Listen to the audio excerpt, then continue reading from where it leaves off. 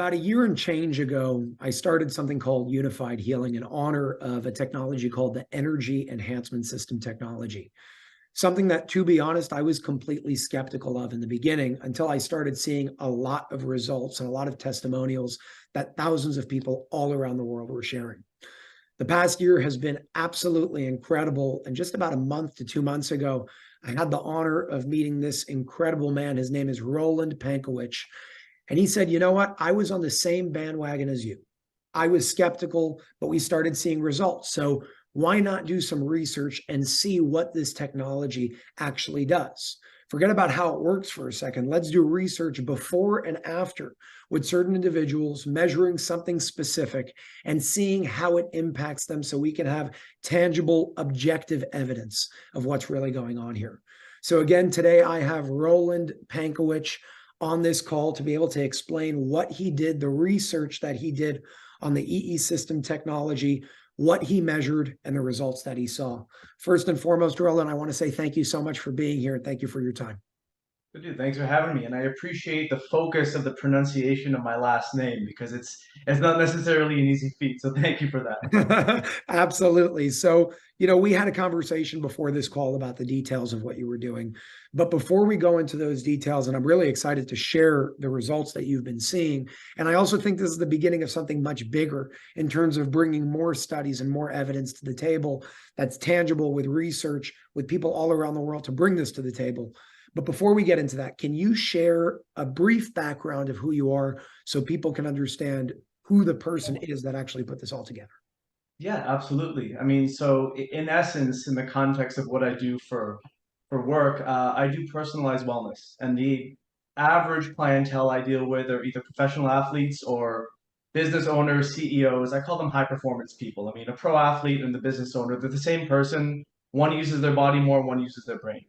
And the reason I like working with these people is because what they demand of themselves is a challenge. So it's helped me become better as a practitioner to understand the inner workings of how to optimize someone's performance through the lens of optimal health. Because my journey, I started in exercise, I moved to what's called holistic and functional nutrition. That wasn't enough, so I started studying functional medicine.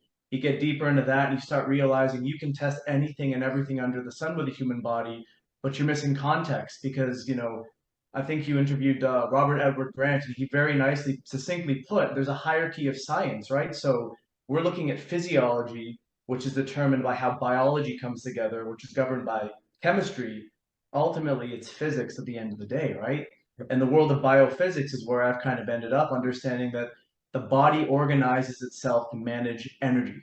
Everything's about energy, which is why the energy enhancement system was so interesting to me because you realize the difference between someone who's well and someone who's unwell is the amount of energy the body has and how it partitions that energy.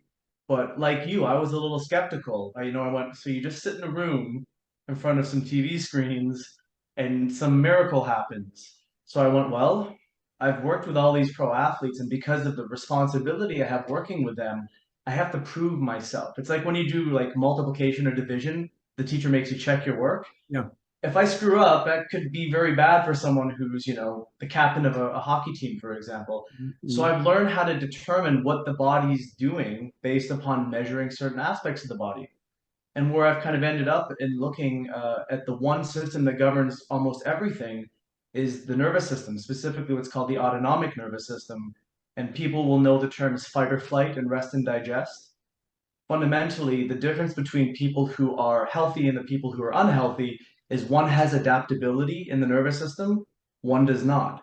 So my brain went, well, if the energy enhancement system is doing something truly beneficial that is a physiologic effect, I should be able to see it in the nervous system. And Cool. that's where the thought was. I became friends with Tara Galante, who owns Relax and Recharge up in Tarpon. Her and her family are amazing. They have this like everyone's welcome vibe in their place. And I said to her one time after the Dr. Sandra event there, I said, well, why don't we do a study? And I even think Dr. Sandra said, yeah, like connect with him, do something. And Tara booked 16 to 18 people, I think it was. And one day, like an assembly line, people came in, people went out. They did a 2 hour session. I measured them beforehand. I measured them after with some technology I have. And the results were really cool and really interesting. So let's summarize something here and then go deeper into that. So to bring that all into one cohesive picture, and you just did a great job of explaining that. So awesome. You basically said, I want to measure something that we can see an impact in. Let's measure the nervous system. Let's see impacts on both the sympathetic and the parasympathetic nervous system. For anybody who doesn't know what that is, the sympathetic nervous system is basically your fight or flight stress response, and your parasympathetic nervous system. That part is when you're relaxed and calm, and where disease doesn't really flourish because your body is doing what it needs to do instead of thinking there's a bear chasing you that's going to eat you. So you basically said, let's see how it impacts the nervous system. And I know the two devices that you used is something called a neural check and a polar chest strap that checks for heart rate variability. Are you able to show everybody on the screen those two things right now if you have them around you? Yeah. So the neural check comes in its own little fancy labeled bag, but essentially what it is, there's a program that goes with both of these technologies. You take a device such as this, you clip it on the wrist, the device goes into the computer, and a program basically measures the time differences between each individual heartbeat. And the term is called heart rate variability because it's a nice way to describe it. The polar chest strap does the same thing, but it actually reads the magnetic field of the heart. So you know how people say the heart has its own nervous system, or there's a brain in the heart tissue. The way we actually know that is there's a magnetic field that's generated upon heartbeats, and high frequency is parasympathetic activity, low frequency is sympathetic activity. And people have it, they say, oh, you need to be parasympathetic. You need to have access to both. What I see is when people are unwell, they're stuck in a sympathetic dominant state. So even though they may feel normal, their physiology is holding itself very tightly together because it's lost adaptability. When it comes to illness, in my opinion, Jason, an imbalance happens first. You can't feel an imbalance, you might see it on a test. An imbalance becomes then a symptom. And a symptom is your body going, hey, pay attention to this. There's something not right. I'm trying to make you aware of this. But the average person is not in tune with their body because they're not fully living in their body. So it becomes a full-blown pathology or a disease. But this happens over the course of years. So you're saying you need both. We just need to change the ratio. Instead of being in predominantly sympathetic, being predominantly parasympathetic, but your sympathetic nervous system obviously has its role. That's why we have. Exactly. If you didn't have a sympathetic nervous system, you would be a jellyfish. You would be one with a couch at all times. And if anyone's ever been burnt out, that's being thrown into hyperparasympathetic because the body's trying to signal you to be rested so you can heal. The average person with modern lifestyle, the food they eat, the stresses they experience, the chronic thoughts, and not necessarily finding time to balance themselves out, they're sympathetically dominant without being conscious of it. So their normalcy is stress. It's why when you tell someone who's highly stressed to relax, they'll only feel comfortable if they set the room on fire. Because in neurology, neurons that fire together wire together. So what I wanted to know was, if someone is complaining of an illness, can I verify that their pattern is an unhealthy one? High sympathetic, low parasympathetic, which I saw a lot of. And can we do this? Can we bring a degree of, take a heavy person off of one side of the teeter-totter and bring it back into some sort of two-way relationship? When you have that, you have someone who has adaptability. When you have adaptability, you have a healthy body. So you had a sample size in this case of about 16 people. Correct. And every single person did a 2-hour session once. You checked them before, you checked them after. Can you share the results? And were they all the same across the board? Were there any outliers that you saw? Yes, so to share the results specifically would probably be an hour call in and of itself because of all the variables I took. So I have the general patterns. Okay. So there's a couple variables that I zoomed in on. The one with the chest strap is the true heart rate variability because it's actually measuring what's going on in the heart nervous system. So there's two measures. There's the one measurement that's called physiologic function. That's the amount of energy in the body. Mm-hmm. And it goes from essentially a 1, which is perfect, to a 13, which is extremely exhausted. The other level is adaptability. How much reserve do they have? So if you want to think about it in an analogy, there's a light bulb. How bright is the light bulb and how much life is left in the light bulb, right? So the brighter the bulb, the more energy, the faster the bulb burns out, the lower the adaptability. On average, I would say every person except 2 or 3 people got both a bump in energy level and a bump in adaptability in conjunction with a lowering of the resting heart rate. So all of those things to me may basically say that the person came in a certain state, was their default. Being in the energy enhancement system, plus, let's be honest, lying down for 2 hours and breathing is very meditative. So I saw a dramatic increase in total energy state for the average person. I saw some people have an improvement in adaptability. I typically found this in the younger clientele. If they came in and they weren't necessarily as optimal as I thought they would be, they responded really quickly, which in my head lets me know that the less ill you are, the more beneficial and impactful a single session in the EE system is. And also, the quicker the body is able to take that energy and repurpose it to health. I did measure some people who seemingly had some pretty chronic stuff going on.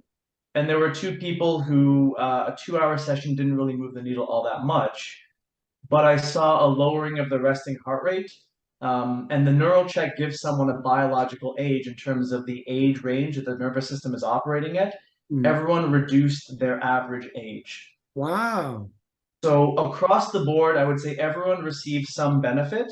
You asked outliers. I had one woman show up with a condition called POTS. Have you ever heard of that before? No. POTS is a fancy way of saying when you go from being a position of horizontal lying down to standing up, your nervous system freaks out and it jumps up about 20 to 25 beats a minute. Okay. Her POTS-like condition totally went away. In just that 2 hour period. And her nervous system flipped. She was more stressed lying down, and she was more vigilant. Sorry, no, she was more vigilant lying down and more stressed standing up, which is backwards. More So calm standing up, you mean? she was more sympathetic lying down than she was standing up. Understood. I You understand. should be the other way around. You should Yeah, be very sorry. relaxed lying down. So when she was lying on her back, her nervous system and her heart rate was actually increased. When she stood up, she relaxed. It flipped her back to the optimal way of being, which You is know, really interesting. I always think, what are the skeptics going to say, right? Because my job is, how do we think from everybody's perspective? And you brought up a good point. You said, let's be honest, laying down and breathing for 2 hours will help you a lot. So a skeptic can come here and say, okay, well, how do you know it wasn't just the fact that they went from their daily routine to resting? How do you know that it was the EE system? Do you have any plans in the future of how to somehow answer that question or isolate something like that, maybe with the use of animals? I would love to. I mean, I would love to expand this study. I have other technology that we can use that actually uses bioimpedance electricity to actually model the cardiovascular tissue, the suppleness of the arteries, the cardiovascular output. So, I would love to look at what does a 2 hour session do to people, average all the data, what does a 4 hour session, but also what does a control do? So if we're going to eliminate the idea that it's lying down, let's just test people and have them lie down for 2 hours and Mm. do a before and after, and we compare the ratio of the results. The one thing for people that are skeptical, we use data that's population-based data to make our decisions about what works for us. If you look at how they crunch those numbers, the average thyroid numbers account for someone who's probably age 3 to age 93. So I'm 37. Why do I want to know what a 93-year-old's normalcy is to conflate what mine might be? So we can never get perfect data or perfect science. So everything truly technically is individual to the person. But if we get a general trend of many individuals all moving the same direction, I think it's something worth exploring. 100%. Also before this call, we spoke about the importance of self-responsibility. And you mentioned, you can't come in here and then go and eat KFC and everything's going to be fine. Can you speak about that from your perspective? Because I think that's the most important thing over here for people to understand, that number one, nothing outside of you is healing you. You're doing the healing yourself. And number two, healing is not one thing. Healing is everything. It's on all parts. So can you share your message with your experience and perspective on that? Yeah, I'd love to. Thank you. I mean, I want to thank you for setting the tone with people because I've listened to the general themes of what you've been saying, and it's very clear that self-empowerment is something that you're trying to infect everyone with, right? But in a very positive A way. good infection. Yeah, it's a good infection. It's one that your natural immunity is fantastic for. But fundamentally, people are sometimes in desperate situations, and I understand that. I have compassion for that. And something like the EE system, what I'm seeing is for the people who are self-responsible, but also more open, there seems to be a better effect. because there is that individual aspect of, are you resistant to this or are you open to this? That alone will change realities. But if someone really wants to get better, the model I always put forth to people is the output of our health is the sum of all of the inputs. So there's a dietary input, there's a sleep input, there's an exercise input, there's a breathing input, there's a lifestyle input, there's a relationship with self input. If someone were to go for a 4 hour EE system session, or maybe even an overnight, and expect that the last 50 years of stress and trauma that their body has had to deal with is instantly going to go away, I think that's a misguided insight. I believe that there's a supercharge effect, right? So if you go into the EE system and you're not drinking high quality water, Yeah. a massive part of how energy it works in the body is structured water conducting electricity to generate energy. So if you're drinking tap water full of municipal water toxins and you're eating poor quality food and you're staying up late watching, movies in bed, looking at blue light, and you don't do meditation in that process, you've reduced the massive elements of everything outside that 4 hour EE system session that can heal you. So I think a huge thing with this is taking responsibility for yourself, doing whatever you can do, you're able to do, or you're willing to do in order to put forth the desire to live a healthier lifestyle. And then allow, it's not woo woo, but it's real. The placebo effect is there for a reason. Yep. Some people have a hard time understanding how to get well because they lose a piece of their identity. And I think when you're in there, a way to allow your body to really absorb and resonate with the energy is to surrender to the energy moving through you and will it into healing. Because our internal worlds are very powerful. 100%. If you believe they are. If you believe. Belief is huge. Belief It changes. is. It can create and it can destroy. Roland, I really want to say thank you. We met in Tarpon Springs at Tara Center. I want to give her a shout out as well because she's awesome. She's dedicated. Love she's Tara. committed. She's doing so much incredible work and bringing so many people in the community to become aware of this. She has people sleeping there all the time and people with incredible stories. The event that I met you at was basically packed. Sold out. Dude, it was standing room only. And she's getting 48 systems. She's getting 48 units very soon, right? So I think she'll be one of the only ones on the East Coast with that. So Yep. It's possibilities. awesome. It's awesome, and you're awesome, and it's a pleasure to be able to speak to somebody like you. The way that you articulate your findings are also very clear, which I think are going to help a lot of people that are watching this video. But I really want to see this continue, and I'd love for you to continue doing this. And however I can help, maybe we can bring EESystem to help support you as well, to get more of these studies. Because right now this was more of like an informal, something that you did because you wanted to do 16-person sample size, which is amazing. And you saw what you saw. But imagine we had 100 people, imagine we had 200. Oh, it would be wonderful. It would be absolutely wonderful. And I'm very appreciative. And I want to thank all the people who did volunteer their time for this. I said, it was science for the sake of science, and everyone wants to know what happens with them. But I have to be very careful as a practitioner to say anything to someone who's not a client of mine. But I would love to see this evolve into something where we can actually either generate a study that's very robust in its design, or potentially even publish a paper that gives some more legitimate credibility to what people can not only expect, but understand what's going on. Because everyone's asking the same thing, like, well, what's happening in my body? And every time we go to an event, I hear the same questions. I will ask Dr. Sandra, well, what about dementia? Is it okay? What about type 2 diabetes? And I think this can help not only clear up maybe some misnomers, but if you educate people that energy is everything. Fundamentally, when it comes to health, people who don't get diseases have more energy than people who do. So if we can understand the basis of energy being everything, and then we can give people the specific details of how to take what the EE system generates, but when you're not in that 2 or 4 hour session, what do you do for the rest of the 168 hours in a week? That's what shifts things. 100%. And then dedicating energy to what's going on between here and in here. That's another conversation for another day. I love it. We should do some more conversations because you really know your stuff and you have very good energy that you bring to the table. So thank you again, Roland. Thank you. And let's be in touch and let's continue doing these things. Thank you, Jason. Appreciate the time. Thank you.